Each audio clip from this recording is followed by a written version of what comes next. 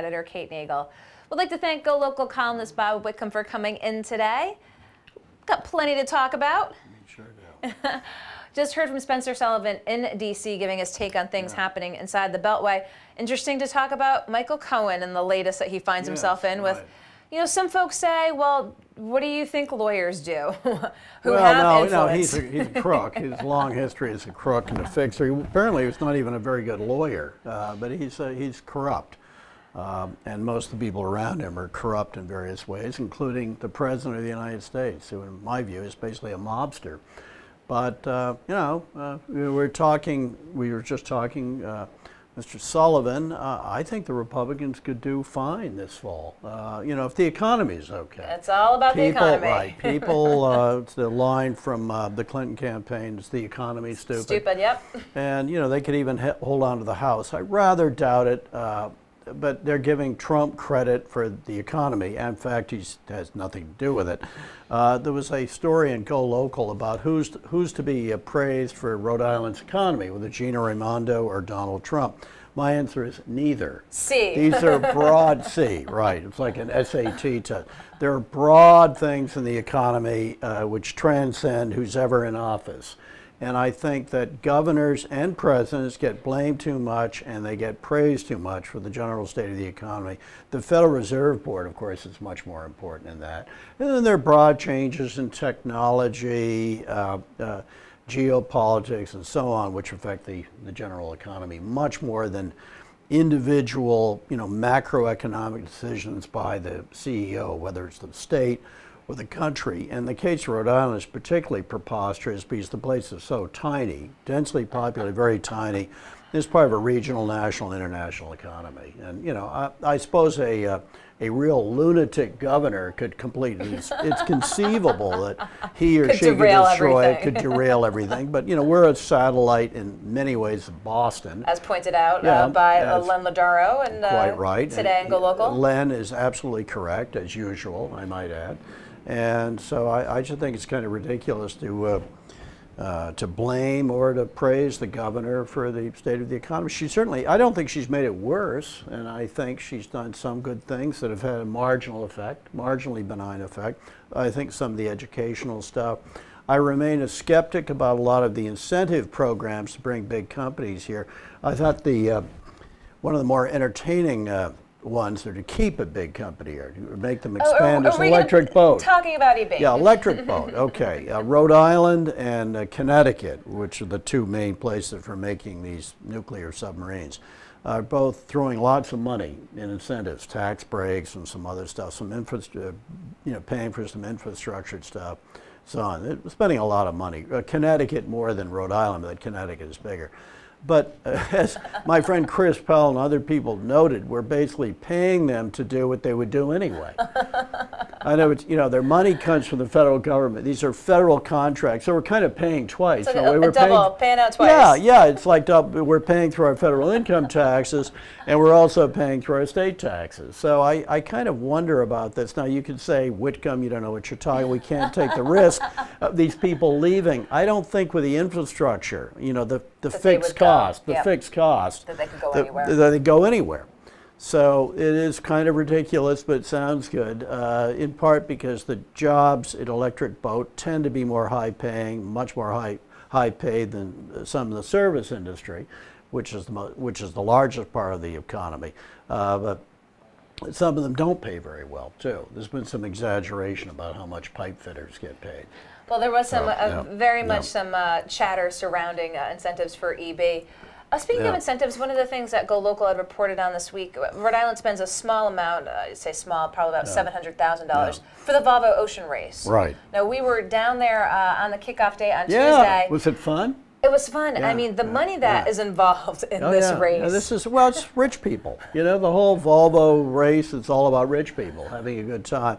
So like the America's Cup was, especially before they went to catamarans and this kind of thing. It was basically a bunch of, well, it still is, rich people. But it brings money. It's got to bring, you know, the amount of money that it brings in for folks coming in, staying, the boat staying here, the whole 9 yards. Well, I wonder if anybody's talked to the economic development people in Newport County as to how much money it brings in. Brad Reed had given us if you look at the interview we had with him as well, the head of sale Newport you know, tens of millions talking about the economic impact. So they'll be there through May 20th. It was fun to check out. I mean, it's just a lot going on. Well, also, I think that's probably a relatively low expenditure by the state and the city. It's not like giving tens of millions of dollars in incentives to build infrastructure and stuff like that. I mean, they're just sailing into, you know, Fort Adams, basically. It was impressive to see. Check it out. It'll be here until May 20th. Other things going on this week, we touched upon it. You touched upon organized crime. There's a trial going on right now. Married to the mob. As GoLocal and others have reported the trial going on right now, the Cadillac. I mean, this was just a trip down memory lane. It reminds me of days back, way back when I used to cover stuff in the north end of Boston, which you recall was sort of the mob center of New England, well, you know, they would kind of vie for supremacy between Atwells Avenue and the north end. And I thought, oh boy, a trip down memory lane. I was also amused. I shouldn't be amused by someone being killed, but I was sort of, I've always been sort of entertained. Where to put the body? Where you put the body? Rhode Island. Rhode Island. It wasn't Swan Point either. No, it was not. No, it was not Swan Point. No, it wasn't Swan Point. So he ends up here. It was really a Boston disagreement. Speaking of land, one of the things that came out this week, Carpianato looking at for a big development along 195. Very interesting, you know, kind of a long one. Along that stretch there, right by the Laborers Building. I mean, all the attention's been a lot mostly on Fane right now, in that big tower. The skyscraper. But it'll be interesting to see moving forward. I mean, it looks like it would be a big development. It actually, from the sketch, it looked kind of attractive. But that's a sketch. You know, renderings are renderings. Who knows? Yeah, it's a rendering, and you know, its success, its aesthetic success depends upon what it's made out of and stuff like that. It looked rather attractive, and that's a pretty successful developer. They know how to do things. And then we'll see what happens at the former Newport Grand. Right. Yeah, which is hideous. I was down at the War College yesterday, the U.S. Naval War College, and I went by there. And that has to be one of the ugliest structures in New England. Well, you know, when the referendum for the turning the slots to table games was to take down the slots sign. That was I know, it's so tacky. That was the concession. Like when the Indian tribes got involved in gambling, they almost always started with slots, and it looked like a kind of slots palace in some depressed area of upstate New York. Well, and I hope they tear it down and put a show place there. We'll see what happens moving forward, but it looks like there's plans to do so. Speaking of moving forward, what are we going to expect from you this weekend? Well, a number of things. I know it's getting boring, but I think I have to keep up the pitter-patter. Something about Michael Cohen and his activities, and you know, this business of he's getting all this money from these companies to basically influence peddling. I don't think that's illegal, unfortunately. That's the way, that comes under the First Amendment, the right to petition.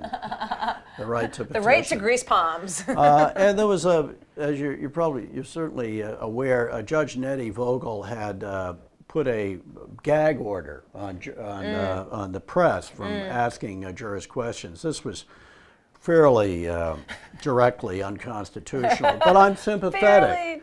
I did say I was sympathetic. Yeah, I'm sympathetic to the judge and certainly to the jurors who don't want to be approached. Now, their approach to that can be to they don't have to answer. You can say no comment. But I'm sympathetic. I've been on juries, and I understand that Judge Vogel was trying to be humane for the jurors. Well, but as we saw, did not stand up. Yeah, and let me see what else is cooking. There's a wonderful piece in this terrific online publication called City Lab about buses. One just went by here, and we kind of undervalue buses in their flexibility and their ability to take people out of little cars that are jamming the roads.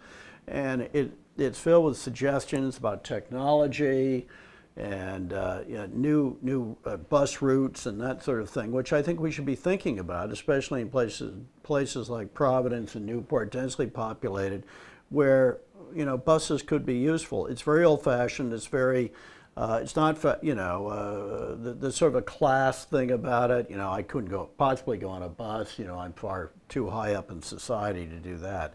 But we need them desperately. And there's another story in there about turning old retail stores, empty retail stores, big box, like closed Kmarts and this kind of thing into schools.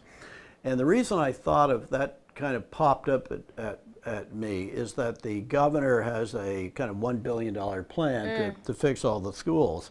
And if this Kmart that they fixed up outside of Chicago is any indication, this could be a model. It could be cheaper and better to take an empty big box store and turn it into seriously, and turn it into a school. There's a specific in model better in condition. Chicago. Most of the big box stores around here are newer than most of the schools. That is true. Some of them are very well built, and there's this wonderful example out in Chicago. It was a Catholic school where they did the whole thing all over again. They gutted it, and it's terrific. That sounds fascinating. So I look forward to reading on Sunday, on Mother's Day. Yeah. So thank you. Appreciate, as always, Bob, you taking the time to come in, read his column on GoLocal on Sunday, and see him back in studio in the future. Thanks, Bob. Very good. Okay, Thanks, Kate. I'll let you go. Bye-bye. Don't go anywhere. We're going to be back with Terrence Rohrig at the Naval War College, expert on the Korean Peninsula, to talk about the latest.